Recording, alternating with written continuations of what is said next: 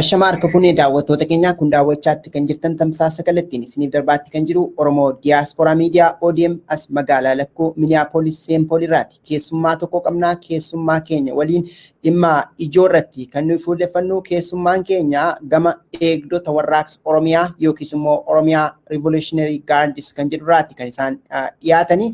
Meegaa dhimma kanarratti dubbachuuf jirra. Jaarmiyaan kun kaayyoo maaliif yookiis karoora maaliidhaaf hundeeffame? Jaarmiyaalee Oromoon qabu kanneen akka adda bilisummaa Oromoo, Koongireensii Federaalistii Oromoo fi akka waraanaatti immoo waboon qaburraa maaltu adda godha kan jedhu irratti turtii keessummaa keenya waliin taasisna. Mee jalqabatti maqaan kee eenyu akka ta'edhaa fi jaarmiyaa kana keessatti immoo itti gaafatamummaan kee maal akka ta'e nutti himi.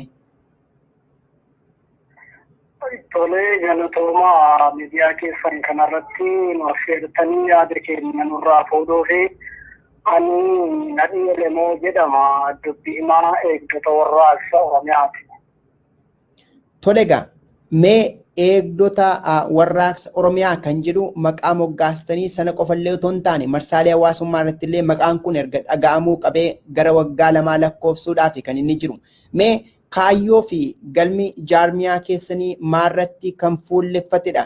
Jaarmiyaalee Oromoon qaban biraarraa maaltu adda godha? Maaliifis ijaaruun barbaachise? Tolee, galatooma bu'uura isaarraa eegdota warraaqsa Oromiyaa jechuun akkuma maqaan isaa ibsu qaama warraaqaa ta'e qaama Oromiyaa bakka bu'ee sochooqamuu kan gargaaru, kan tiisu, kan itichu jechuudha. Keessaa inni kallattii eegdota warraaqsa Oromiyaa jechuun qaama lammiilee Oromiyaa sabaaf sablammoota Oromiyaa irraa ijaarame waardiyaa Oromiyaa jechuudha.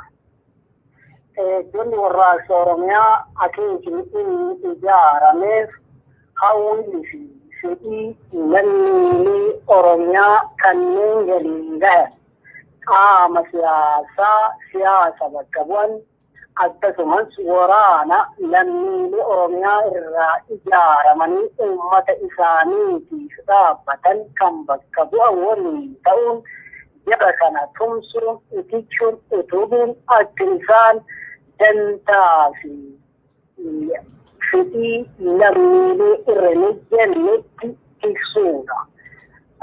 Qaamni kun kanaaf dhaabbatee ofii isaatii jaarmiyaa siyaasaati. Qaama siyaasa geggeessu qaama aangoo politikaa gonfatee siyaasa uummata kana taliibu osoo hin taane qaama uummata keessaa bahe kan siyaasaan uummata kana taliiguu danda'u, qarsiisuu danda'u, lammiilee Oromiyaa galiin gahuu danda'u itichee utuba jechuudha. Nuti waardiyaadha. Waardiyaa Oromiyaa jechuudha. Gabaabumatti akeeknisaa kana. Tole egaa isin waardiyaa Oromiyaati kan jedhudha kan isin kaastanii. Haa ta'u isa kana gaafa gootanii kutaalee Oromiyaa bal'oo keessattis ta'ee akka Oromootti jaarmiyaalee gurguddoon jiru. Tarii jaarmiyaan keessanii hidhamtamiinsa jarreen kana faana qabaa yookiis walitti dhufeenya qabaa, dubbii ni taasisaa. Isa kanaafoo eeyotu abbummaa isiniif kenne akkaataa kamitti ijaaramtaniiti nuyi waa'ee warraaqsa Oromiyaa kana eegduu taana jechuu dandeessani? Tarii sana nu yaadachiistudha.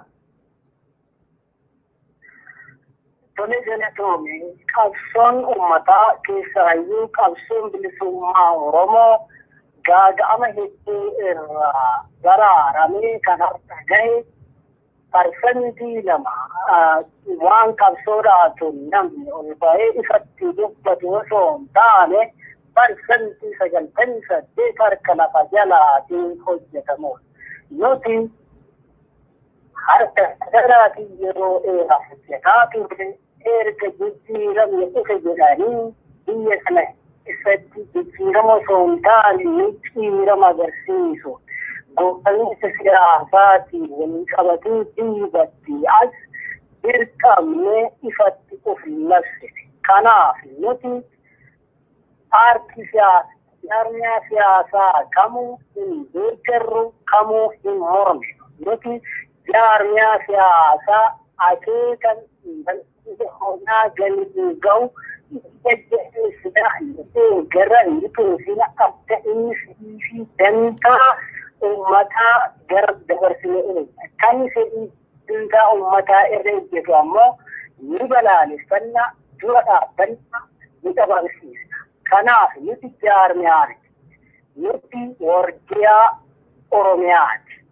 Oromiyaan akka siyaasaan diinagdee akkasumas hawaasummaan hin diigamne akka lammiileen Oromiyaa barbaadanitti qaamni siyaasa geggeessu akkasumas waraanni lammiilee Oromiyaa bakka bu'u kan uummata sana keessaa ijaarame yoo jiraate tumsinee itittinee qabu malee nuti siyaasa geggeessuun paartii siyaasaatiin kan akkasitti quba qabaachuu barbaada.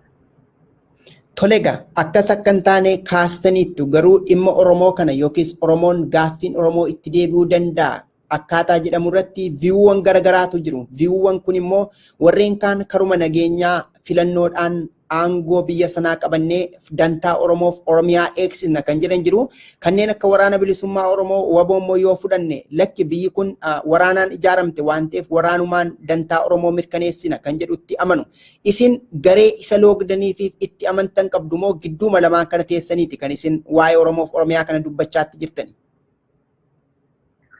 Fayyaa ta'e impaayirri Itoophiyaa kan ijaaramte afaan qawweetiin ijaaramte afaan qawweetiin sirni gabroomsaan kamuu sirni dhufaa dabraan biyya kana keessatti Oromoof hin taane lammiilee Oromiyaatiif hin taane sabaaf sablammoota akka Itoophiyaatti jiraniif ta'ellee kana booda hin ta'u. Isa kanaaf jecha nuti kan filanne namni jaalatee osoo hin taane dirqameeti kan sibiila kaasu kan afaan qawwee filatu. Karaa nagayaatiin furmaata waaraa argamsiisuun siyaasa keessatti hirmaatanii qabsoo karaa nagayaatiin biyya mataa isaanii kan sabaaf sablammootaaf taatu ijaaruun ni danda'ama yoo ta'e qaama siyaasaa waan kana godhus ni deeggaran ni gargaara.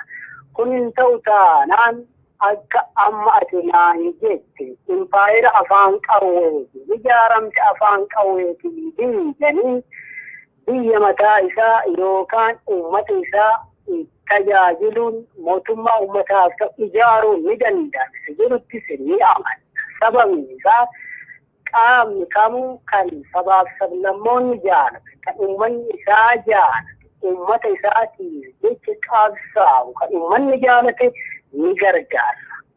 Kanaaf nuti akkuma beekamu Oromiyaan keessaayyuu waggoota 50 kana as paartiileen siyaasaa bifa garaagaraatiin ijaaramanii siyaasa uummattoota biyya kanaa, siyaasa sabaaf sablammootaa, siyaasa uummataa ni geggeessina. Karaa politikaatiin fedhiin uummataa galii ni jedhanii warri socho'aa turaniif jiran jiru. Isa kana keessatti warraaqsi Oromoo, warraaqsi lammiilee Oromiyaa, warraaqsi sabaaf sablammootaa murnoota hagoon ganta buleetiin ayyaan laallattootaan butamee jira. Qabsoon bara dheeraaf eegalame galii isaa hin geenye. Isa kanaaf warroonni qabsoo wareegamni itti bahe, wareegama san bishaanitti naquun, wareegama san gatii dhabsiisuudhaan dantaa dhuunfaatiif oolfatan dura dhaabbanna ni balaaleffanna ni qabansiisa. Kanneen wareegama uummataa galii itti ga'uun siyaasaan ani jira kan jedhu kan uummanni jaalate, kan uummanni filate qabnee deeggarree akka inni siyaasa sana soorraan sharafin fedhii uummataa san galiif gootu jajjabeessa jechuudha. Malee nuti paartii siyaasaa kamuufuu hin loognu, isa kamuu hin balaaleffannu, akkasumas waraana uummanni ijaarate, lammiileen ijaarate, sablammoota Oromiyaa keessaa ijaaraman akka inni dachee isaa, biyya isaa, qe'ee isaa, qe'ee haadhaaf abbaa isaa tumsu ni deeggara ni ijaarra. Walitti dhaabbannee Oromiyaatiif gaafatamummaan keenya, dirqamni keenya guddaan harmee Oromiyaa, biyya Oromiyaa jedhamtu eeguudha. Nuti yoo uummanni keenya, lammiileen keenya kana akka barbaannetti paartii siyaasaan hooggan waliin ijaaranne independent Oromiyaa ijaaranne yoo jedhamu ni deeggara fedhii uummataa lakki sabaaf sablammoota jiran kana hammannee akka federaalaatti akka heeraa fi seerri biyyattii jedhatti federaalizimiin bulla biyyuma Itoophiyaa san keessayyuu waliin jiraanna yoo kan jiru ta'e ni deeggara nuti ajandaan keenya guddaan Oromiyaa osoo jirru diinni alaa dhufee daangaa Oromiyaa keessatti goloma siyaasaa geggeessu qee Oromoo qee sabaaf sablammoota Oromiyaa jeequu qabu gaaga'uu qabu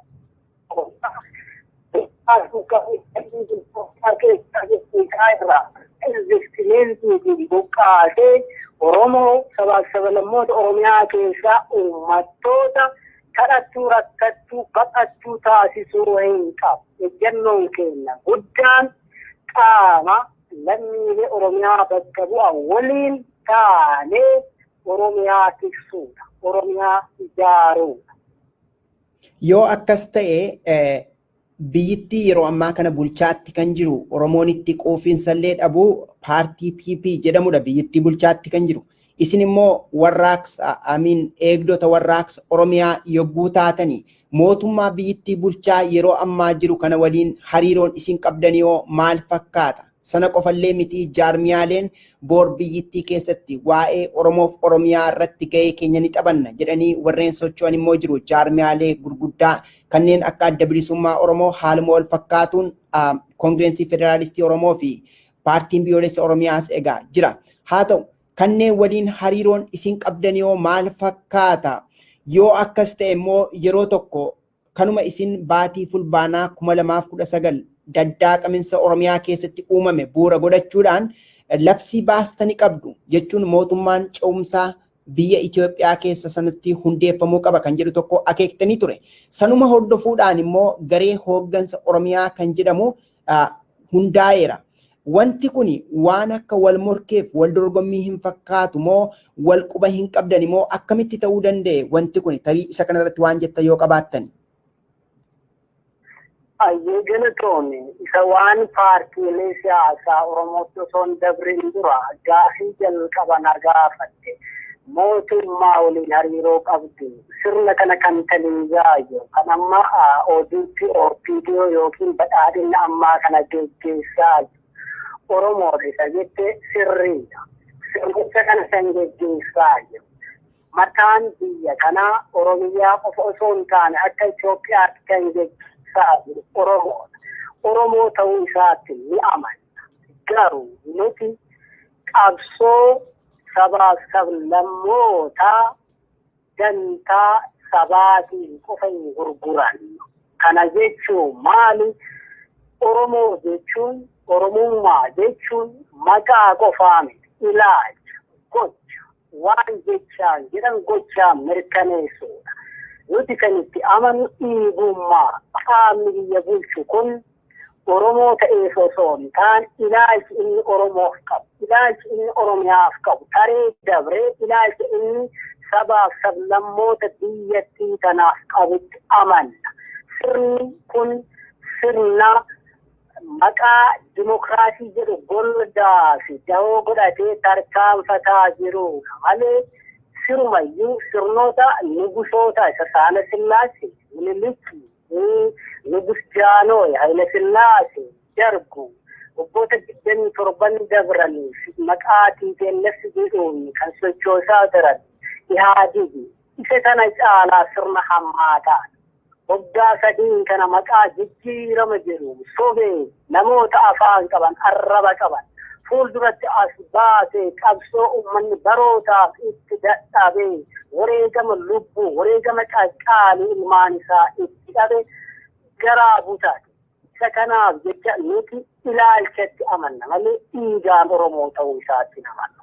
Isa kanaaf jirri kun ilaalchuma sirnoota dabranii sirnootuma isa nugusaa san kotti teesti godhan. San caalaayyuu muuxannoo argatanii falaasama jedhani. Falaasama hin taane falaasamanii ejjennoo mataa isaaniitiin biyya Itoophiyaa jedhamtu ijaaruudha. Itoophiyaan jedhan kun ammoo Itoophiyaa nama hunda yookaan sabaaf sablammoota biyyattii hunda hamman ishee ikonoomii diinagdee hawaasummaa waan siyaasa fakkaatuun qaama hunda keessummeessitu osoo hin taane isii durii santi deebisuuf warra qabsoo geggeessaa jiru. Warra afaan tokko, biyya tokko, aadaa tokko, duudhaa tokko jechuu deemu. Kanaaf nuti hariiroo akka mootummaa waliin qabnu hin jiru.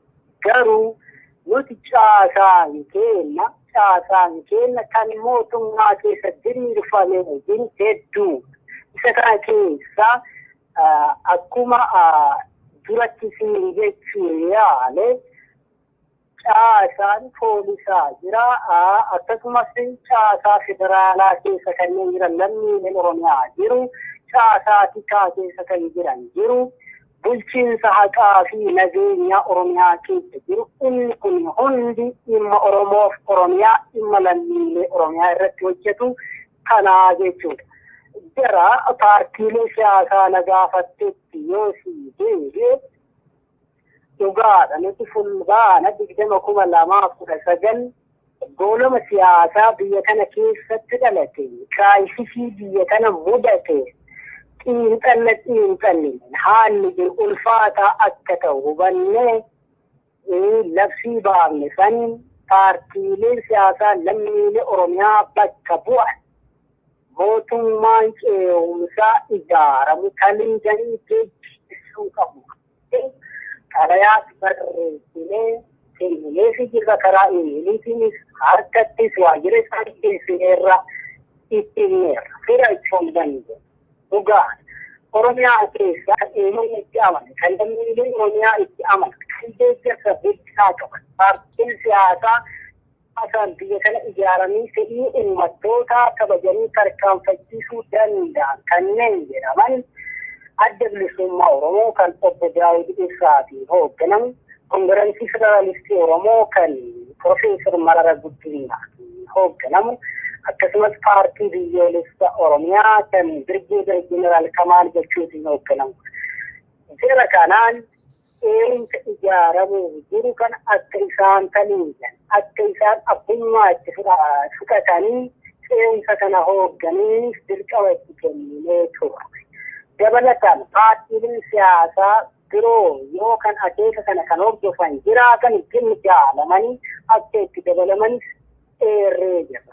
Nuti isaan faana hariiroon nuti qabnu hariiroo Oromoof Oromiyaaf lammiilee Oromiyaa malee loogii kamiituu paartii tokko kan goonuu miti, deeggarsa addaa kan goonuu fi miti, yookiin namni jibbiinsa addaa kan goonuu fi jarri kun jara deeggarsa guddaa qabanidha. Jara uummanni saboolaalu akka siyaasaatti siyaasa Oromiyaa jajjabeessuu ni danda'an jedhuudha. Kanaaf jecha wareegamni uummataa kun karatti akka namni siyaasaan qaamni kun tarkaanfachiisuu danda'a waan jedhuuf ce'umsa san giddu galeessa jedhamee labsiisan labsinee jechuudha. Labsiisuu haa labsinu malee ce'umsa tokko fudhachuu hin dandeenye. Yeroo sanitti hooggansi tokko uumamee ture. Hooggansi gaaddisa Oromoo kan jedhu, gaaddisa hooggansa Oromoo kan jedhu ni didan isatti seenan. Isa sanitti seenina. Inni kun Oromoo fi miti, Oromiyaa fi miti, Itoophiyaafuu gaagaaba qaba. Bu'aa hin qabu. Isin ilaalla. Sirnichatu akka isaaf ta'utti waan kana tolfatee itti hirmaatina. Qabsoo uummata keessanii, qabsoo lammiilee keessanii dabarsitanii hin kennina. Dabarsitanii kennitan yoo ta'e Oromiyaatti hin ilmaan isaaniitiin eeggamtiin ammoo dantaa Oromiyaa dabarsitanii hin kenninu. Waddiyaa kaanii ni eegna jennee itti himneerra hin dandeessu. Bal'inaan waan hooggansa gaaddisaa Oromoo jedhu kana yoo sii kaase yeroo sanitti gaafatamaa yookiin durataa hooggansaa jedhanii kan filan illee hooggansan jechuun gaaddisa hooggansaa Oromooti. Inni kun Oromoo fi fayyadu ni malee dhuguma ammoo akkuma ni jennee turrellee ta'ee argame ofii isaanii fi bittannaayaniiru. Yeroo sanitti bulchiinsa mootummaa naannoo Oromiyaa duraanii kan turan Doktora Kabajaa Obbo Lammaa Magarsaa ture. Yeroo sanitti ofii isaanii fi of jijjiiranii qaama OPDO'n ODP ta'e ODP badhaadhina ta'ee ture. obbo Lammaan badhaadhinnan fudhanne oodiitti keessatti hafe sababa saniif kan biraati ofii isaaniitii fi walirratti duulanii Lammaatti kaasuuf ittisa ministeera ittisaa biyyaa godhaniiru. Lammaatti fidanii hooggansa gaafana hooggansa gaaddisa Oromoo kanarra kan kaayan Lammaan paartiilee siyaasaa biyya alaati hariiroo mootummaa kanaa eeganii biyyatti galan waliin hariiroo guddaa qaba, tapha guddaa qaba, du'aanuu qaba jedhanii san tolfatan. San booda osoo tureen bulin Lammaa irraa kaafamee osoo hin beeksisuun waan kana beeksisuu irratti muummichi ministeera Itoophiyaa Dr. Abiy kan itti karu arginu. Hooggansi jedhamu kun kan paartiilee siyaasaa Oromoo hammatee dhimma Oromoof Oromiyaa dhimma lammiilee Oromiyaa tiif dhimmamee ijaarame osoo hin taane kan sirni shororkeessaan kun mormi shororkeessaa maqaa mootummaatiin daldalu kun akka isaa ta'utti bo'oo yookiin sarara akka bishaanii keessa paartiileen siyaasaa itti yaa'anii keessa yaa'anis uummate. Isa kanaaf nu kanatti illee namanni ni balaaleffataa turre akkuma nu jenne san ta'ee jechuudha. Kanuma siin jechuu barbaada. Tole guddaa galatooma ulfaadha. Daawwattoota keenya daawwachaatti kan jirtanii dubbii himaa eegdota warraaqsa Oromiyaa kan ta'anii obbo Nadhii Elemoo waliin kan turtii taasisaatti jiru. Isaanis egaa kaayyoon keenya yookiis galmi keenya waan Oromoof Oromiyaan itti aggaamu dhugoomsuu keessatti gahee keenya ni baana jennee jaarmiyaalee siyaasaa ija tokkoon ilaallaadha kan isaan jechaatti jiran. Meegaa haala yeroo keenya irraa kan ka'e iddoo kanatti xumuruudhaafan dirqama haa ta'u garuu yeroo biroo qophii biroodhaan walitti deebina. Isa dura garuu yeroo ammaa kana Oromiyaan goolama guddaa keessa jirti. Keessumaa erga jaarmiyaalee siyaasaa keessatti hooggantoonni mana hidhaa keessatti rakkoof gidiraa keessummeessuutti eegalanii sana qofas miti egaa Oromiyaan lola jabduu keessa jirti. Mootummaan immoo akka komeetti machaatti kan jiru isin kabajaaf ulfinaa waraana bilisummaa Oromoo waboof akka qabdanillee kaastaniittu. Haa ta'u garuu yoo fudhanne kanneen akka waraana bilisummaa Oromoo kan jedhu mootummaan maqaa shanee abaawoo shanee jechuudhaan kan waamu. Haaluma wal fakkaatuun immoo abbaa torbee kan jedhus kutaalee Oromiyaa bal'oo keessatti iddoo garagaraatti tarkaanfii tokko lama fudhachuudhaan argama. Kannee fi kana fakkaatantu jiru. Namoonni hedduun immoo mana hidhaa keessatti dararaaf rakkoo keessummeessaatti jiru. Fakkeenyaaf qabsaa'ota gameeyyii kanneen akka koloneel Gammachuu Ayyaanaa, kanneen akka Abdii Raggaasaa, kanneen akka Kaayyoo Fufaa, kanneen akka Lammii Beenyaa, haaluma wal fakkaatuun kanneen akka Profeesar Bayyanee Ruudaa, akkasuma immoo aktiivistii biyya bakkee irraa ture sirnuma sanaafiyyuu utubaa kan ture Jawaar Mohammed, Baqqalee Garbaa, Dajanee Xaafaa fi namoonni danuun mana hidhaa keessatti rakkoof gidiraa keessummeessaatti jiru. Haala Oromoof Oromiyaan yeroo ammaa kana keessa jirtu bu'uura godhattanii isin akka eegdota warraaqsa Oromiyaa irratti dhaamsa gabaabduu saba Oromoo biyya keessas ta'e biyya bakkee jiruudhaaf maal qabdu? Ishee kanaan gaaffiif deebii koo xumuruudhaafan jira.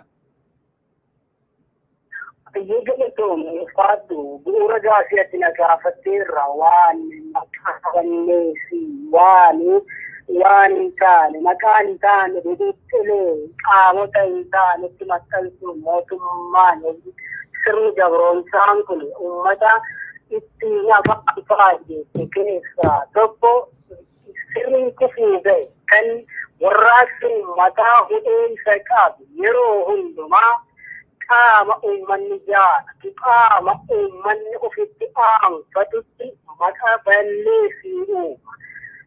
Abaaroo shanii shiftaa godhatti hafe maaloodha inni jedhu kun soba jogongora. Akkuma beekamu dhaabichi abaaroo shanii akka hin taane maqaa isaa oofishaal ta'e akka hin taane yeroo garagaraatti dubbataa ture miidiyaa garagaraatti ibsaa ture. Shanii kan jedhamu seentiraal komitee keenya koree jiraawwachiiftuu qaaba keenyaati waan jiru lafa kaa'ee ofirraa kaa'ee ture. Kanaan dhaabni ijuma armaan dura yoo biyyan galinitti waraana samisatu keessa ture. Biyya gaafateen karaa nagaa filachuun waraanicha dabarsee uummatatti kenneera. Kanarraa kan ka'e waraanni ammoo hooggansa mataa isaa of keessaa filatee qabsoo hidhannootti amana jechuun qabsoo uummata isaatiif taasisaati. mootummaan waan godhu wallaalu isa karaa nagaatiin qabsaa'u isa karaa hidhannootiin qabsaa'u walitti darbuuf dantaa siyaasaa keessaa argate uummata burjaajessuuf waan inni godhaa jiru. Waraana abaaboo shanee kan dhaaba abaaboo shanee kan jiru dhageenyes ni argine. Dhaabni karaa siyaasaatiin maqaa isaa maxxansan kanaan qabsaa'aa jiru adda bilisummaa Oromoo isa gullallee. Waraanni isaa namoo shiftaa shanee jedhan ammoo waraana qabsoo attooftuu ta'eefi baroota uummata isaatiin geggeessaa tureefi jiru kan sadarkaa addunyaatti Afrikaatti, Itoophiyaatti, Oromiyaatti beekamu waraana bilisummaa Oromoo woboodha.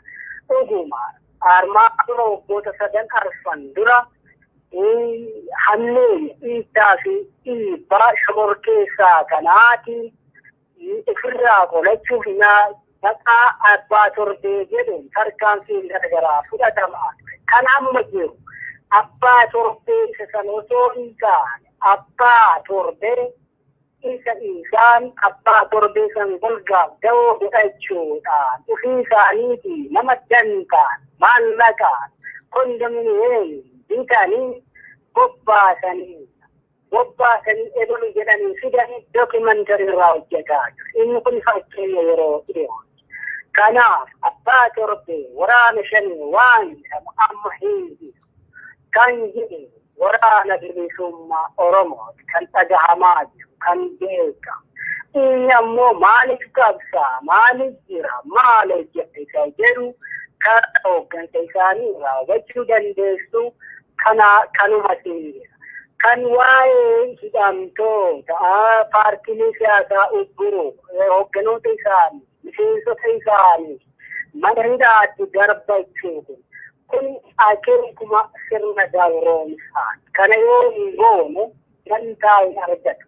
Bu'aa siyaasaa bu'aa polotikaa hin argatu. Isa kana barbaaduuf jecha isa kana godhaa jechuudha. Duubaan dhufee ammoo qaamotuma kana keessa qaamota biraa ijaaratee dantaa siyaasaa argachuu jecha kun wal'aansoo sirrii akkasii godhaa jiru. Kana boodas ni godha. Kun fakkeenya yeroo biraa waan armaan dura labsiisan keessa nu akeekne keessaa Aktivistasaatti liqidhaamne keessa sirni kun isin diina isinumaan isin diina akka fakkeenyaatti adda bilisummaa Oromootiin paartii koongireesii federaalistii Oromoo keessa hoogganoonni keessan kan isin keessa taa'anii sirnicha tajaajilan jiru. Kanaaf heeraa fi seera dhaaba keessanii irratti hundaa'aa karaa koree fi seeraaf to'annoo keessaniitiin waan kana sirreessaa jennee kaayuun ni yaadatama. Kun ji'a 10 dura kan dubbannedha. Dhiyeenya kana turtii ji'a Ingilizii keessatti kan mul'ate adda bilisummaa Oromoo keessatti kana. Hoogganoota isaa mana hidhaatti galchuun hoogganaa jibiree isaanii mana dhuunfaatti ogguruun qaama biraa dhaaba keessaa beeksisanii as baasanii haawicha bakka buusanii akka isaaniif ta'utti akka ajandaa isaaniitiif ta'utti kora geggeeffannaa walgahii geggeeffannaa jedhanii of lakkisiisuun kun fedhii mootummichi qabu sirnichi mormichi shororkeessaan kun qabu. Kanaaf isa kana uummanni Oromoos ta'ee lammiileen Oromiyaa irratti dammaquu qabu. Waan kana maaltu nu baasisa jedhu jabeenyaan laaluu danda'uu qabu. Kanas qofaa miti. Ajjechaa artistii Haacaalee Hundeessaatiin wal qabatee guutummaa Oromiyaa keessatti goolama kaasee sirnichi mataan isaa qabeenya hedduun barbadaa'eera. Lubbuun nama hedduu baddeerti. Isa kanaaf jecha akka waan sabaa sabni walirratti duulee fakkeessuudhaan biyya ollaa irraa osoo hin hafin waraana galchanii biyya keessatti waraana ofii akka isaaniif ta'utti kan ijaaratan bobbaasanii gaagama guddaa dhaqqabsiisanii. Kanaaf hooggansa kana keessatti tasgabbaa'ee uummanni hooggansa siyaasaa isaa kan qabu karaa caasaa isaa hordofuu qaba. Kanaan wal qabatee waa'ee yeroon qabnaan jettee fi labsii deemutu jira karaa miidiyaalee garaagaraatiin. Kanaaf miidiyaa maqaa dha'uu yoo nama barbaachise akkasumas aktiivistoota garaagaraatiin bayaa hiriira hogganoota keessa mana hidhaatii baasaa falmadhaa kan jedhu jira. Nuti kanatti hin amannu. Oromiyaa keessatti sochii warraaqsaa kamuu kan akeeka kaayyatamee fi ilma mataa isaa hin qabu. Isa tooftaaf garsiiroon masaka kan wareegamuun barbaachine lammiilee keenyaaf qopheessu nuti dura dhaabbanna. Kana yoo siin jedhu kana milkeessuuf ammoo humnee buusa biyyoolessaa Oromiyaa isa kana mormachuuf qophiidha siin jechuu barbaade. Maafi akeeka waan labsan kanatu waan akeekaaf kaayyoo qabu miti. Waan faffacaa warraaqsa faffacaa kanatti sirnichatti dhimma itti baha malee sirnicha biyyaa mataa isaatiif oolfatee western warra dhihaa kana gargaarsifata boorumatu jira qaama akkasiitti duubaan jira jedhee ofii tarkaanfii fudhatee dhiibbaa uummata irraan gaha paartiilee siyaasaa irraan gaha waraana ijaarate irraan gaha qees qabeenya uummataa irraan gaha. Isa kanaaf inni kun qindoomina qabaachuu qaba. Nuti isa kana tumsina. Tole naaf kolchaa guddaa galatoomaa gaa yeroo biroo qophii biroodhaan walitti deebi'uudhaaf dirqamnaa tarii jecha kanan dubbachuu qaba kan jettan oonaaf kaastanii xumurre baay'ee gaariidha. Naaf kolchaa bakka hojiin jiraa sa'aatiin illee natti ga'eera. Ayyee fayyaa ta'aatii ulfaataa kanaa fi jaarmiyaa jala masakamuu qabu. Waan jedhuu qaban tooftaa akkasiin sochootuu qabu malee faffaca'ee isaan ta'uu qabu. Inni kun aktiivistoota keenyaaf miidiyaa keenya waan qiidaan taane faffacaasanii fi yaada nurraa fuudhuu keessaniif galatoomaa ulfaadhaa isin jenna. Haa ta'u gaa guddaa galatoomaa ulfaadhaa yaada nuuf kaastaniif daawwattoota keenya rakkoo yeroo irraa kan ka'edha kan dubbii kana iddoo kanatti kutee kanaaf of koltii guddoon isin gaafadha. Yeroo biraa gaaffilee biroos jaarmiyaan kun seera qabeessummaan hundaa'ee maal fakkaata kaayyoof galmisaa maali kan jedhu egaa waan muraasa nuuf kaasaniif yeroo biroo qophii biroodhaan qabadhee akkan isin dhiyaadhu asumaan waadaa isiniif galaa. Har'a garuu ariitii akkasiidhaan raawwachuu koof ammallee irra deebiin of koltii isin gaafadha. Waan nu waliin turtanii ibsa nuuf kennitaniif guddaa galatoomaa gaa waan dhageettaniif waan yaaddanitti milkaan isiniin jedha. Ulfaadhaa.